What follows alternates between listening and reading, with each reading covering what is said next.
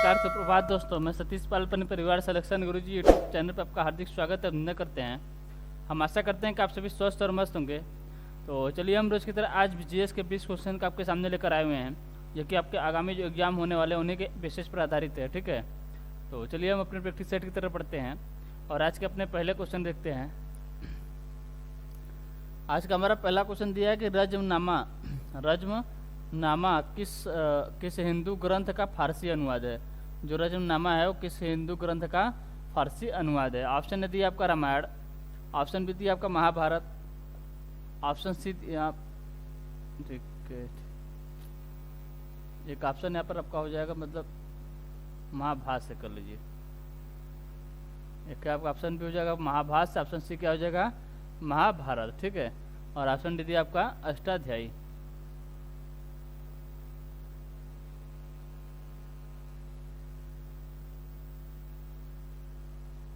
महाभारत। ठीक, तो पूछा रज्मनामा किस हिंदू ग्रंथ का फारसी अनुवाद है। ऑप्शन ने क्या दिया है रामायण, ऑप्शन बी दिया आपका महाभाष्य, ऑप्शन सी दिया आपका महाभारत और ऑप्शन डी दिया आपका अष्टाध्यायी। तो अगर हम किसकी बात करें रामायण किसकी रज्मनामा की ना, रज्मनामा अगर पूछे किसका फारसी अनुवाद है, मतलब किसका कौन से ग्रंथ कौन से हिंदू धर्म का किस ग्रंथ का आपका फारसी अनुवाद है, तो किसका फारसी अनुवाद आपके महाभारत का फारसी अनुवाद, किसका महाभारत का फारसी अनुवाद। अगर पूछे महाभारत के रचयिता कौन है तो यहाँ आपके वेद व्यास। कौन है? वेद व्यास आपके महाभारत के रचयिता हैं। कौन है? वेद व्यास जो है आपके महाभारत के रचयिता हैं। ठीक है, अगर पूछे महाभारत का अन्य नाम, महाभारत का अन्य नाम पूछे, अन्य नाम किस नाम से जानते हैं?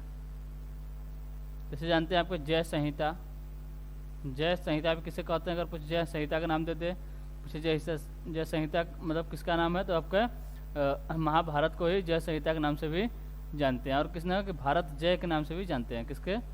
भारत जय। महाभारत को भारत जय और जय संहिता के नाम से जाना जाता है। ठीक है, अगर पूछे महाभारत का रचनामा में मतलब जो फारसी अनुवाद किया गया किसके द्वारा किया गया था, तो किया गया था आपके बदायूनी के द्वारा। किसके द्वारा? बदायूनी के द्वारा। बदायूनी के द्वारा कब किया गया था, तो किया गया था आपका 1582 में। किसके समय में? अकबर के समय में।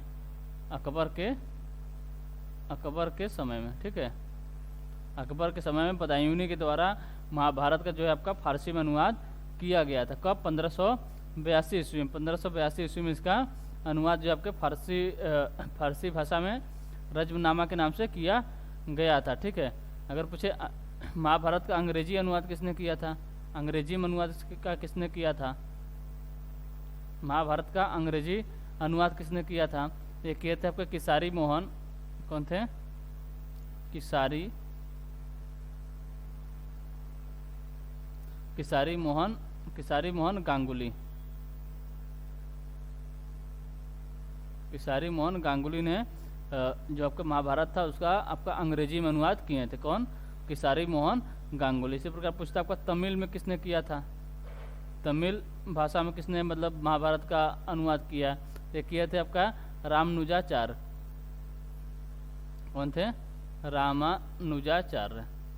रामानुजाचार्य जो थे आपके, ये तमिल भाषा में महाभारत का तमिल भाषा में इन्होंने अनुवाद किया था।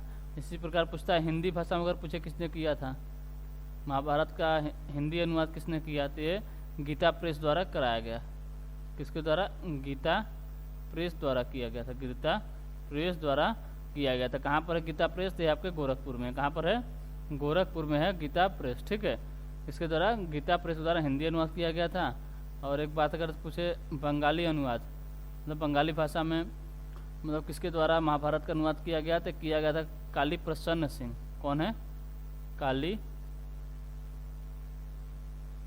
प्रसन्न सिंह। ठीक है, अगर पूछे फिर से एक बार देख लेते हैं। दिया रज्मनामा किस हिंदू ग्रंथ का फारसी अनुवाद किसका है? महाभारत का। महाभारत के रचयिता कौन है, तो यहाँ आपके वेद व्यास। कौन है? वेद व्यास हैं। और अन्य नाम पूछे तो जय संहिता और भारत जय। किसका नाम है? महाभारत का।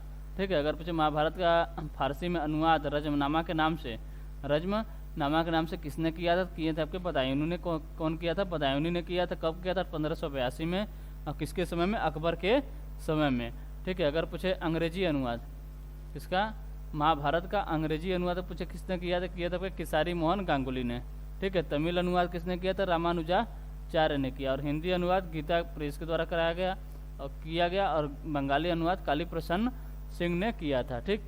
चलिए अगला क्वेश्चन देखते हैं। अगला क्वेश्चन दिया हमारा कि निम्नलिखित में से किसके द्वारा संपत्ति के मूल अधिकार का लोप किया गया? मतलब किसके द्वारा, कौन से संविधान संशोधन के द्वारा संपत्ति के अधिकार का जो है मतलब उसे समाप्त कर दिया गया, संपत्ति के अधिकार को समाप्त कर दिया गया? ऑप्शन दिया आपका 40वां संविधान संशोधन, ऑप्शन बी दिया आपका 42वां संविधान संशोधन, ऑप्शन सी दिया आपका 44वां संविधान संशोधन और ऑप्शन डी दिया आपका 46वां संविधान संशोधन। ठीक है। तो अगर पूछे किसी संपत्ति के मूल अधिकार को, अगर पूछे संपत्ति का अधिकार क्या था? एक मौलिक अधिकार था। मौलिक अधिकार था। किस अनुच्छेद में था? तो अनुच्छेद 19(1) में। ठीक है। क्या था? अनुच्छेद 19 के अंतर्गत आता था, मौलिक अधिकार था। पहले अगर वर्तमान में कितने मौलिक अधिकार है? आपके 6 मौलिक अधिकार हैं। ठीक है। तो संपत्ति का अधिकार जो था आपका मौलिक अधिकार से इसे हटाकर कहाँ रख दिया गया है? इसे अनुच्छेद 301 अनुच्छेद 300 क में रख दिया गया। अनुच्छेद 300 क में मौलिक अधिकार को जो संपत्ति का अधिकार था इसे एक कानूनी अधिकार बनाकर अनुच्छेद 301 में रख दिया गया। अगर पूछे कौन से संविधान संशोधन के द्वारा हटाया गया इसे हटाया गया था 44वें संविधान संशोधन के द्वारा। यानी ऑप्शन सी हमारा जो है ये सही आंसर होता है। ऑप्शन सी हमारा जो है सही आंसर होता है। ठीक है। चलिए अगला क्वेश्चन देखते हैं। अगला क्वेश्चन दिया आपका होला मोहल्ला किस राज्य का प्रमुख त्यौहार है? होला मोहल्ला किस राज्य का प्रमुख त्यौहार है? ऑप्शन ए दिया आपका पंजाब, ऑप्शन बी दिया आपका राजस्थान, ऑप्शन सी दिया आपका उड़ीसा और ऑप्शन डी दिया आपका तेलंगाना। ऑप्शन डी क्या दिया है? तेलंगाना। अगर पूछे होला मोहल्ला किस राज्य का प्रमुख त्यौहार है? होला मोहल्ला किस राज्य का प्रमुख त्यौहार है? तो आपके पंजाब का है। कहाँ का है? पंजाब का। यानी ऑप्शन ए हमारा जो है ये सही आंसर होता है। ठीक है। तो अगर पूछे पंजाब के और प्रमुख त्योहारों की बात करें, पंजाब के और प्रमुख त्योहारों की बात करें तो कौन कौन से हैं? एक हो गया जैसे आपका बैसाखी। बैसाखी कहाँ का है? ये भी आपके पंजाब का प्रमुख त्यौहार है। ये लोहड़ी है। लोहड़ी कहाँ मनाया जाता है? ये मनाया जाता है आपका पंजाब में ही। ठीक है। एक आपका गुरु पर्व, गुरु पर्व कहाँ मनाया जाता है? ये भी आपके पंजाब का है। और एक आपका माघी, क्या है? ये आपके माघी। ठीक। ये सब कहाँ के त्यौहार हैं? आपके पंजाब के प्रमुख त्यौहार हैं। राजस्थान की बात करें, राजस्थान की बात करें तो यहाँ आपका है आपका गढ़गौर, एक है आपका मरु महोत्सव। मरु महोत्सव ये भी कहाँ का? आपके राजस्थान का है। ठीक है। एलिफेंट महोत्सव, एलिफेंट महोत्सव कहाँ का? ये भी आपके राजस्थान का। एक आपका मोमासर कहाँ का? भी आपके राजस्थान का। ठीक है। और उड़ीसा की बात करें, उड़ीसा के अगर प्रमुख त्योहार की बात करें तो यह आपका छऊ है। ठीक है। बिछड़ू संक्रांति है। ठीक। धानु यात्रा है, धानु यात्रा है। रज पर्व है, रज पर्व है। ठीक है। रज पर्व है। क्या आपका रथ यात्रा, रथ यात्रा। ठीक। तेलंगाना की बात करें, तेलंगाना के प्रमुख त्यौहार कौन कौन से हैं? बोनालू है, बोनालू हो गया। ठीक। बथुकम्मा हो गया, बथुकम्मा हो गया। मेधराम यात्रा हो गया, मेधराम यात्रा हो गया।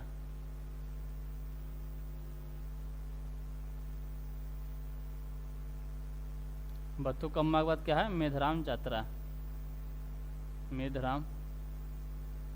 मेधराम यात्रा हो गया। ठीक। मेधराम यात्रा एक है आपका अलाई बलाई, अलाई बलाई सब कहाँ के? सब आपके तेलंगाना का है।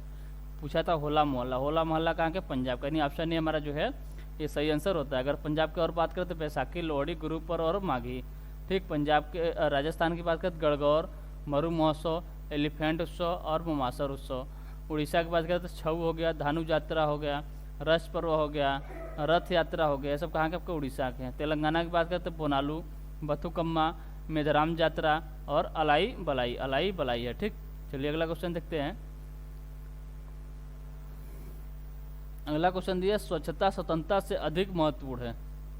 स्वच्छता जो है वो स्वतंत्रता से अधिक महत्वपूर्ण है, स्वतंत्रता से अधिक महत्वपूर्ण है, यह कथन किसने कहा था? यह कथन किसने कहा था? ऑप्शन ए दिया आपका जवाहरलाल नेहरू, ऑप्शन बी दिया आपका श्री राजगोपालाचारी, ऑप्शन सी दिया आपका महात्मा गांधी और ऑप्शन डी दिया आपका सुभाष चंद्र बोस। तो स्वच्छता स्वतंत्रता से अधिक महत्वपूर्ण है, यह किसका कथन है? तब महात्मा गांधी का यह कथन है। किसका कथन है? महात्मा गांधी का। यानी ऑप्शन सी हमारा जो है ये सही आंसर होता है। ठीक है, चलिए अगला क्वेश्चन देखते हैं। अगला क्वेश्चन दिया भारतीय लघु उद्योग विकास बैंक सिडबी का मुख्यालय कहाँ स्थित है? भारतीय लघु उद्योग विकास बैंक सिडबी का मुख्यालय कहाँ स्थित है? ऑप्शन ए दिया आपका गाजियाबाद, ऑप्शन बी दिया लखनऊ, ऑप्शन सी दिया आपका कानपुर और ऑप्शन डी दिया आपका दिल्ली। ठीक, तो अगर हम सिडबी की बात करें, इसकी सिडबी की बात करें अगर पीछे इसकी स्थापना कब हुई थी? सिडबी की स्थापना कब हुई थी? इसकी स्थापना हुई थी आपको 1990 में। कब? 1990 में इसकी स्थापना हुई थी। क्यों, मतलब इसकी स्थापना क्यों हुई थी? तो सूक्ष्म लघु एवं मध्यम उद्योगों को, किसके लिए? सूक्ष्म लघु और मध्यम उद्योगों के ऋण प्रवाह को सुगम और सुदृढ़ बनाने के लिए आपका सिडबी बैंक का मतलब भारतीय लघु उद्योग विकास बैंक का स्थापना की गई थी। अब कब हुआ था? तो 1990 में हुआ था। इसका मुख्यालय कहाँ पर है? इसका मुख्यालय आपके लखनऊ में। कहाँ पर? इसका मुख्यालय आपके लखनऊ में। यानी ऑप्शन बी हमारा जो है ये सही आंसर होता है। ठीक है, अगला क्वेश्चन दिया कि सफ़ेद प्रकाश में उपस्थित निम्नलिखित रंगों में से कौन सा रंग शीशा के प्रिज्म द्वारा सबसे कम विचलित होता है? मतलब किसी भी प्रकाश को शीशा के मतलब किसी भी कांच के प्रिज्म से गुजारने पर सबसे कम विचलित कौन सा रंग होता है? ऑप्शन ए दिया आपका हरा रंग, ऑप्शन बी दिया आपका लाल रंग, ऑप्शन सी दिया आपका बैंगनी रंग और ऑप्शन डी दिया आपका नारंगी रंग। ठीक है, तो अगर हम किसकी बात करें? विचलन की बात करें, जो आपका ये रंग होते हैं, ये अगर रंग को जो विचलन होता है, अगर प्रकीर्णन या विचलन होते हैं, रंग का जो प्रकीर्णन या विचलन होता है, अगर इसकी बात करते हैं किस पर मतलब निर्भर होता है, तो आपके तरंग दैर्घ्य पर निर्भर करता है कि मतलब किसका विचलन अधिक होगा और किसका विचलन कम होगा। ठीक है, किस पर निर्भर करता है? तो आपके तरंग दैर्घ्य पर निर्भर करता है। ठीक, अगर पूछे किसी रंग का अगर से तरंग दैर्घ्य सबसे अधिक है, तरंग दैर्घ्य जी, ठीक है, अगर से पूछे अगर किसी रंग का तरंग दैर्घ्य सबसे अधिक है तो उसका विचलन क्या हो जाएगा? उसका विचलन या अपवर्तनांक बोले या विक्षेपण बोले तो उसका अपवर्तनांक क्या हो जाएगा? सबसे कम होगा। ठीक है, जिसका विचलन जितना अधिक होगा उसका अपवर्तनांक उतना ही कम होता है। ठीक है, अपवर्तनांक सबसे कम होता है। ठीक, अगर पूछे जिसका तरंग दैर्घ्य सबसे कम होता है उसका अपवर्तनांक सबसे उसका विचलन जो है आपका सबसे अधिक होता है। तरंग अगर पूछे जिसका मतलब जिस रंग का अगर तरंग दैर्घ्य सबसे कम होता है उसका अपवर्तनांक या विचलन या विक्षेपण जो है सबसे अधिक होता है। ठीक है, विक्षेपण लिख लिया, अपवर्तनांक जो है सबसे अधिक होता है। तरंग दैर्घ्य अधिक होगा तो अपवर्तनांक विक्षेपण विचलन जो है सबसे कम होगा, और तरंग दैर्घ्य आपका सबसे कम होगा, मतलब तरंग दैर्घ्य कम होगा तो अपवर्तनांक विक्षेपण और विचलन जो है सबसे अधिक होता है। ठीक है, सबसे अधिक होता है। इसी प्रकार बात करें किसका? लाल रंग की, तो पूछे लाल रंग का तरंग दैर्घ्य क्या होता है? लाल रंग का तरंग दैर्घ्य जो है आपके सबसे अधिक होता है। लाल रंग का तरंग दैर्घ्य सबसे अधिक होता है, यानी इसका विचलन जो होगा सबसे कम होगा। इसका फैलाव जो है फैलता नहीं, यानी इसका ये विचलन जो है सबसे कम होता है। ठीक है, विचलन क्या होगा? इसका विचलन कम होगा। ठीक है, इसी प्रकार बात करें बैगनी की, बैगनी का जो है बैगनी का आपका तरंग दैर्घ्य सबसे कम होता है, इसलिए इसका विचलन बहुत ज़्यादा मात्रा में होता है, विचलन अधिक होता है।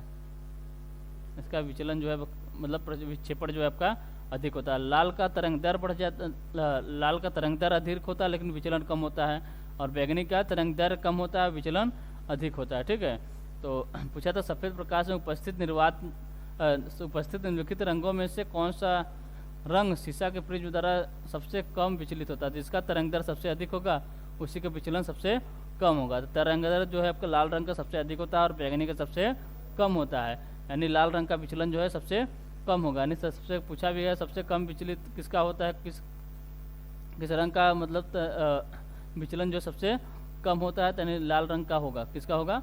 लाल रंग का, क्योंकि इसका तरंग दैर्ध्य जो है सबसे अधिक होता है, यानी ऑप्शन बी हमारा जो है ये सही आंसर होता है। ठीक, चलिए अगला क्वेश्चन देखते हैं। अगला क्वेश्चन दिया हमारा हल्दी घाटी के युद्ध में महाराणा प्रताप की राजपूत सेना का सेनापति कौन था? हल्दी घाटी के युद्ध में महाराणा प्रताप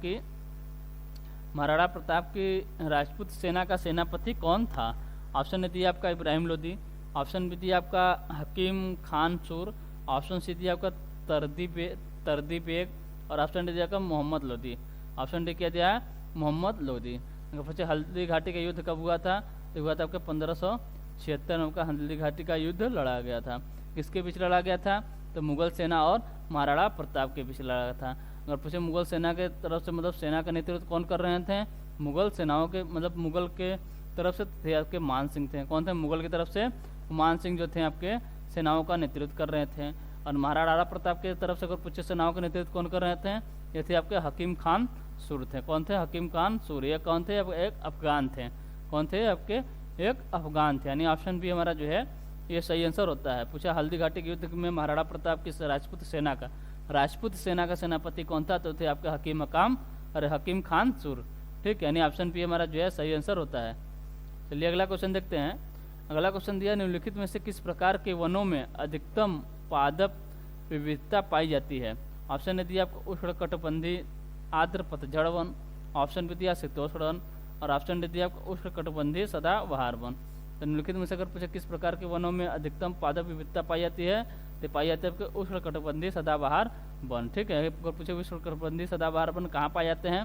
ये पाए जाते हैं आपके भूमध्य रेखा के आसपास, इसके भूमध्य रेखा के आसपास। ठीक है, जीरो लाइन के ऊपर, मतलब ऊपर 28 डिग्री ऊपर और 28 डिग्री नीचे तक क्या है आपके ये आपके पाए जाते हैं आपके उष्णकटिबंधीय सदाबहार वन। ठीक है, उष्णकटिबंधीय सदाबहार वन, क्योंकि ये जो आपका भूमध्य रेखा है इस पर सबसे अधिक वर्षा और तापमान भी बहुत ज़्यादा मात्रा में होता है। ठीक है, इसलिए उष्णकटिबंधीय सदाबहार वन कहाँ पाए जाते हैं? ये पाए जाते हैं ये जो है आपका कहाँ पर? भूमध्य रेखा के आसपास है। ठीक है, आसपास में आपके भूमध्य रेखा के आसपास में कौन से वन पाए जाते हैं? ये पाए जाते हैं आपके उष्णकटिबंधीय सदाबहार वन। ठीक, क्योंकि यहाँ पर क्या होता है? सबसे अधिक मात्रा में वर्षा भी होती है, भूमध्य रेखा पे सबसे अधिक मात्रा में वर्षा होती है और यहाँ का तापमान भी क्या होता है? सबसे अधिक होता है। ठीक, चलिए अगला क्वेश्चन देखते हैं। अगला क्वेश्चन दिया हमारा कि काली कपास मिट्टी निम्नलिखित में से किस नाम से भी जानी जाती है?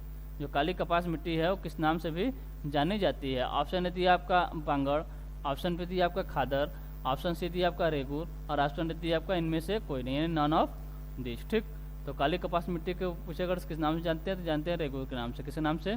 रेगुर के नाम से इसे जानते हैं। ठीक है, अगर पूछे भारत में इसका मतलब अधिक मतलब क्षेत्रफल कहाँ पर मतलब अधिक क्षेत्र में कहाँ पर फैलाया, अधिक क्षेत्र में कहाँ पाया जाता है? तो पाया जाता है कौन कौन से राज्य हैं?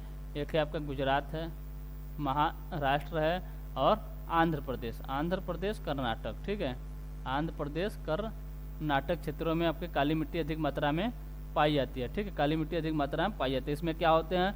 इसमें आपके कपास होते हैं, इसलिए इसका नाम क्या पड़ा है? काली कपास के नाम से भी इसे जाना जाता है। ठीक है, इसमें क्या होता है? कपास होता है और खट्टे फल भी अधिक मात्रा में पाए जाते हैं। ठीक, चलिए अगला क्वेश्चन देखते हैं। अगला क्वेश्चन दिया कि वर्ल्ड ट्रेड ऑर्गेनाइजेशन यानी WTO किसकी बात कर रहा है? WTO यानी वर्ल्ड ट्रेड ऑर्गेनाइजेशन मतलब विश्व व्यापार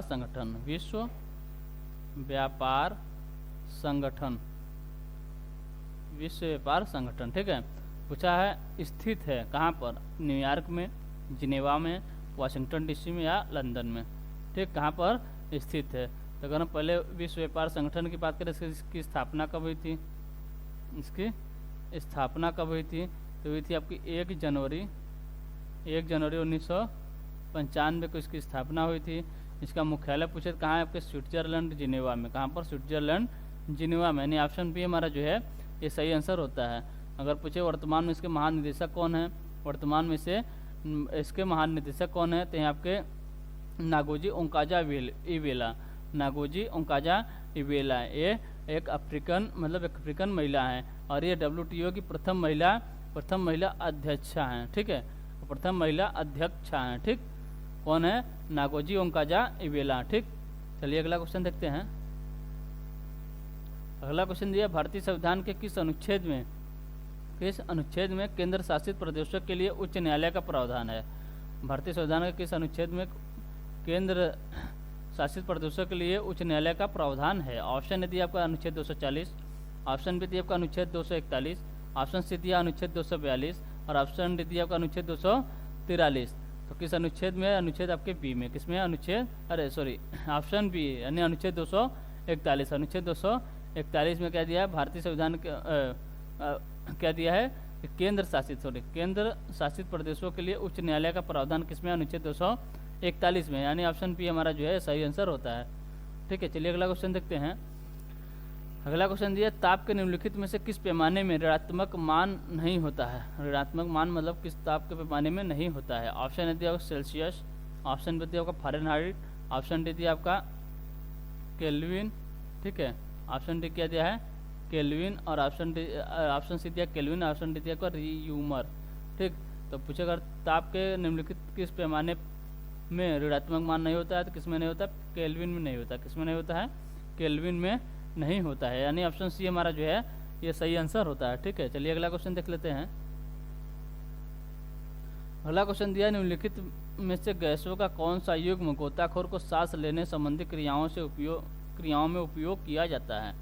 ऑप्शन ए दिया आपका ऑक्सीजन और हीलियम, ऑप्शन बी दिया ऑक्सीजन और नियान, ऑप्शन सी दिया आपका ऑक्सीजन और नाइट्रोजन, और ऑप्शन डी दिया आपका ऑक्सीजन और आर्गन। ठीक है, तो किसकी बात कर रहा है? गैसों का कौन सा युग्म है जो कि गोताखोर जब मतलब पानी में जाते हैं तो अपने पास एक गैस का सिलेंडर ले जाते हैं, अपने साथ क्या लेते हैं? एक गैस का सिलेंडर ले जाते हैं। तो उसमें अगर पूछे कौन कौन सी गैस भरी होती है, तो इसमें ऑक्सीजन और हीलियम गैस भरी होती है। ऑक्सीजन और हीलियम गैस, ऑक्सीजन लेने के लिए, और हीलियम का होती है, हीलियम इसलिए इसमें मिक्स किया क्योंकि ये हल्की गैस होती है। हीलियम जो है आपकी हल्की गैस होती है, इसलिए इसे साथ ले जाते हैं। ठीक है, यानी ऑप्शन ए हमारा जो है ये सही आंसर होता है, ऑक्सीजन और हीलियम। ठीक, चलिए अगला क्वेश्चन देखते हैं। अगला क्वेश्चन दिया, 9 अप्रैल 2023 को केंद्रीय मंत्री अश्विनी वैष्णव ने कहाँ गो ग्रीन गो ऑर्गेनिक कवर जारी किया है? 9 अप्रैल 2023 को केंद्रीय मंत्री अश्विनी वैष्णव ने कहाँ गो ग्रीन गो ऑर्गेनिक कवर जारी किया? ऑप्शन ए दिया आपका सिक्किम, ऑप्शन बी दिया आपका असम, ऑप्शन सी दिया आपका उत्तर प्रदेश, और ऑप्शन डी दिया आपका मणिपुर। तो कहाँ पर इन्होंने कौन सा है ऑर्गेनिक कवर है? Go green grow organic cover. ठीक है, कहाँ किए हैं? तो किए हैं आपके सिक्किम में। कहाँ पर? सिक्किम में। अगर पूछे भारत का पहला जैविक खेती करने वाला राज्य कौन है, तो भी आपका सिक्किम बना था। ठीक है, भारत का पहला जैविक कृषि करने वाला ने खेती करने वाला पहला राज्य कौन बना था? आपके सिक्किम बना था। और यहीं पे क्या किए हैं अश्विनी वैष्णव ने? कब? 9 अप्रैल 2023 को गो ग्रीन गो ऑर्गेनिक कवर जारी किए हैं। ठीक, चलिए अगला क्वेश्चन देखते हैं। अगला क्वेश्चन दिया, निम्नलिखित में से कौन ट्रांजिस्टर का एक महत्वपूर्ण भाग है?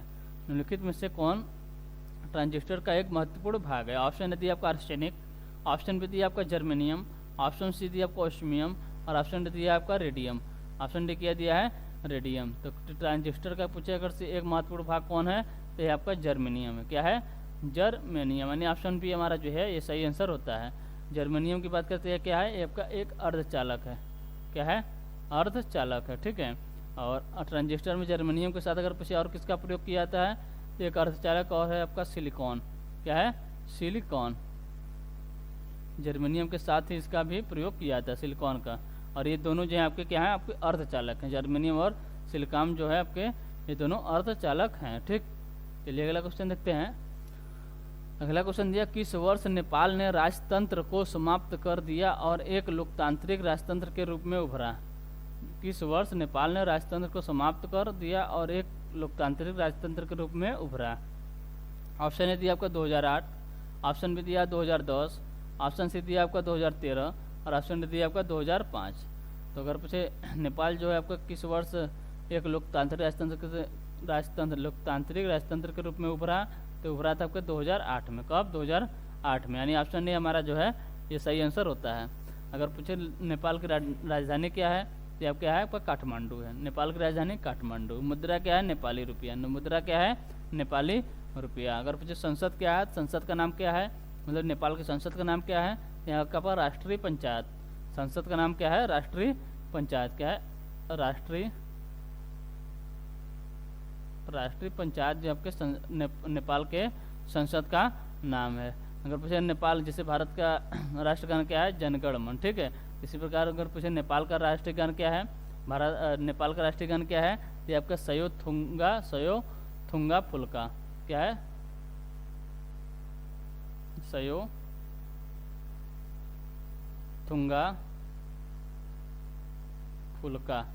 सयो थुंगा फुल्का कहाँ का राष्ट्रीय गान है, ये आपके नेपाल का राष्ट्रीय गान है। कहाँ का, नेपाल का राष्ट्रीय गाय है, नेपाल का राष्ट्रीय गान है, ठीक है। अगर पूछे नेपाल का राष्ट्रीय पशु क्या है, राष्ट्रीय पशु क्या है, तो आपके गाय है। नेपाल का राष्ट्रीय पशु क्या है, गाय है, ठीक है। सबसे ऊंची चोटी की बात करें, नेपाल की सबसे ऊंची चोटी क्या है, वो आपके माउंट एवरेस्ट है। कौन है, माउंट एवरेस्ट, ठीक है। यही आपके कौन सी है, माउंट एवरेस्ट। माउंट एवरेस्ट जो है आपके नेपाल की सबसे ऊंची चोटी है। नेपाल की सबसे ऊंची चोटी बोले, विश्व की सबसे ऊंची चोटी, जिसकी लंबाई कितनी है, 8,848.86 मीटर, ठीक है। अगला क्वेश्चन देखते हैं। अगला क्वेश्चन दिया आपका, किस राज्य सरकार ने नंद बाबा दुग्ध मिशन योजना शुरू किया है। किस राज्य ने नंद बाबा दुग्ध, कौन सा योजना है, नंद बाबा दुग्ध, ठीक है। नंद बाबा लगा इसमें, नंद बाबा दुग्ध मिशन योजना शुरू किया, तो कौन सा राज्य हो सकता है, तो आपके उत्तर प्रदेश है। कौन सा राज्य है, उत्तर प्रदेश, यानी ऑप्शन बी हमारा जो है सही आंसर होता है, ठीक है। ठीक है, बाबा से आप याद करेंगे, नंद बाबा यानी उत्तर प्रदेश है, ठीक। अगर पूछे इसकी शुरुआत क्यों हुई है, तो ये उत्तर प्रदेश की सरकार, जो आपका उत्तर प्रदेश सरकार में, मतलब उत्तर प्रदेश के मुख्यमंत्री कौन है, योगी आदित्यनाथ।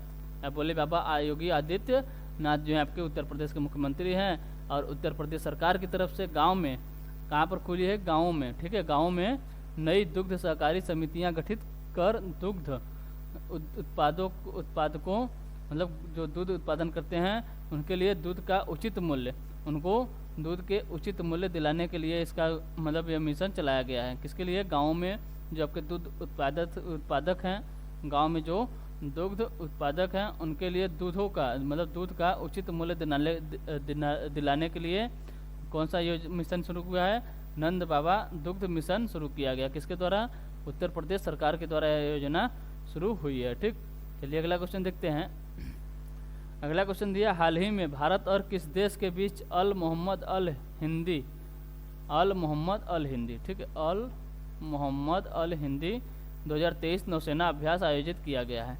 अल मोहम्मद अल हिंदी 2023 नौसेना अभ्यास योजना शुरू किया गया। ऑप्शन ने दिया आपका कतर, ऑप्शन बी दिया आपका सऊदी अरब, और ऑप्शन सी दिया आपका पाकिस्तान, ऑप्शन डी दिया आपका ईरान। तो किसके बीच शुरू हुआ है, वो आपके भारत और सऊदी अरब के बीच, भारत और सऊदी अरब के बीच। और यह भारत और सऊदी अरब का पहला नौसैनिक अभ्यास है, भारत और सऊदी अरब का पहला नौसैनिक अभ्यास है, ठीक। चलिए अगला क्वेश्चन देखते हैं। अगला क्वेश्चन दिया आपको, स्वस्थ मन स्वस्थ घर किस मंत्रालय द्वारा शुरू की गई एक पहल है। स्वस्थ मन स्वस्थ घर किस मंत्रालय द्वारा शुरू की गई एक पहल है। ऑप्शन है दिया आपका आयुष मंत्रालय, ऑप्शन बी दिया आपका स्वास्थ्य एवं परिवार कल्याण मंत्रालय, ऑप्शन सी दिया आपका शिक्षा मंत्रालय, और ऑप्शन डी दिया आपका योग मंत्रालय। जो आपका स्वस्थ मन स्वस्थ घर योजना है, मतलब पहल एक है, पहल किसके द्वारा शुरू की गई है, तो की गई स्वास्थ्य एवं परिवार कल्याण मंत्रालय के द्वारा शुरू की गई, यानी ऑप्शन बी हमारा जो है ये सही आंसर होता है। अगला क्वेश्चन दिया आपको, 4 दिसंबर को कौन सा दिवस मनाया जाता है। 4 दिसंबर को कौन सा दिवस मनाया जाता है। ऑप्शन ने दिया आपका भारतीय नौसेना दिवस, ऑप्शन भी दिया आपका विश्व कंप्यूटर साक्षरता दिवस, ऑप्शन सी दिया आपका विश्व मृदा दिवस, और ऑप्शन डी दिया आपका अंतर्राष्ट्रीय मानवाधिकार दिवस, ठीक है। अगर पूछा अंतर्राष्ट्रीय मानवाधिकार दिवस कब मनाया जाता है, तो मनाया जाता है आपका 10 दिसंबर को। 10 दिसंबर को अंतर्राष्ट्रीय मानवाधिकार दिवस मनाया जाता है। विश्व मृदा दिवस कब मनाया जाता है, मनाया जाता है 5 दिसंबर को। कब, 5 दिसंबर को। और विश्व कंप्यूटर साक्षरता दिवस 2 दिसंबर को मनाया था। कब, 2 दिसंबर को मनाया जाता है। और 4 दिसंबर को कौन सा दिवस मनाया जाता है, भारतीय नौसेना दिवस मनाया। नहीं, ऑप्शन ए हमारा जो है ये सही आंसर होता है। ऑप्शन ए हमारा जो है ये सही आंसर होता है, क्योंकि 4 दिसंबर कौन सा है, भारतीय नौसेना दिवस। इसी प्रकार पूछे अगर से वायुसेना दिवस कब मनाया जाता है, तो मनाया जाता है 8 अक्टूबर को।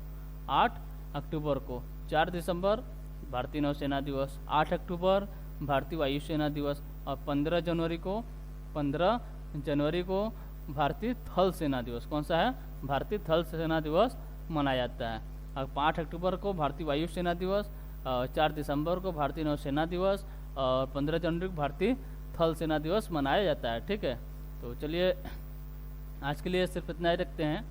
मिलते हैं आपसे अगले सेशन में। अगर सेशन आपको अच्छा लग रहा हो तो लाइक एवं सब्सक्राइब जरूर करें और शेयर करना ना भूलें। ठीक है, तो मिलते हैं आपसे अगले सेशन में। तब तक लिए टेक केयर, बाय बाय, जय हिंद, जय भारत।